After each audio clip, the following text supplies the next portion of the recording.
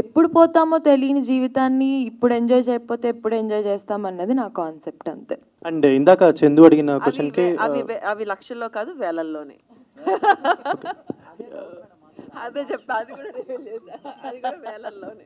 So మళ్ళీ ఆ వేలల్లో నుంచి ట్రిప్పులు ఎలా వెళ్తున్నారు అని రాసుకోకండి. ఆ వేలల్లోనే బడ్జెట్ లోనే ట్రిప్పులు. దాని గురించి అడుగుదాం. యాక్చువల్లీ ఒక ఇండిపెండెంట్ ఉమెన్ గా ఉంటూ ఒక అమ్మాయిని పెంచుకుంటూ తను ఒక మంచి పాత్రలో తీసుకెళ్తున్న మీరు లైక్ ఏదైనా ట్రిప్కి వెళ్ళినప్పుడు పోస్ట్ చేసినా, ఏదైనా ఫొటోస్ అలా పోస్ట్ చేసినా, వీళ్ళేదో బాగా సంపాదించేస్తున్నారా, వీళ్ళేదో బాగా ఎర్న్ చేస్తున్నారు, సినిమాల్లో చేస్తే ఇంతెందుకు డబ్బులు వస్తాయని డిస్కషన్ కూడా జరిగి ఉండొచ్చు. మీరు కమెంట్స్లో వీటిలో చదువు. సో అలాంటి వాళ్ళకి మీరు ఏమైనా any answer to them are? ఇన్ని రోజులు ఆవిడ ఆన్సర్ చేస్తుంటారు కదా, సో ఐ ఆన్సర్ దీస్. అంటే ఈ గత 1-2 monthsగా నేను ఇన్స్టాగ్రామ్లో అంటే అందరికీ మెంటల్ హెల్త్ అనేది చాలా ఇంపార్టెంట్. సో అది కొన్నిసార్లు అది ఎందుకు ఎవరికి డౌన్ అవుతుంది, ఎక్కడ అవుతుంది, we never know.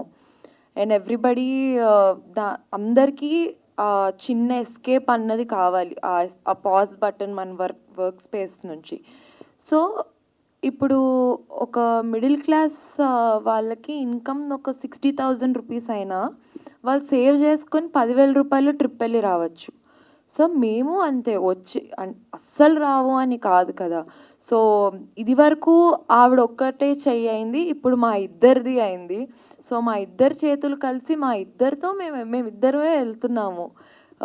So it's are money, దాంట్లోనే సేవింగ్ చేసుకొని దాంట్లోనే కొనుక్కొని కొంచెం దాన్ని లగ్జరీ అనకూడదు, లావిష్గా ఎప్పుడు పోతామో తెలియని జీవితాన్ని ఇప్పుడు ఎంజాయ్ చేయకపోతే ఎప్పుడు ఎంజాయ్ చేస్తామన్నది నా కాన్సెప్ట్ అంతే.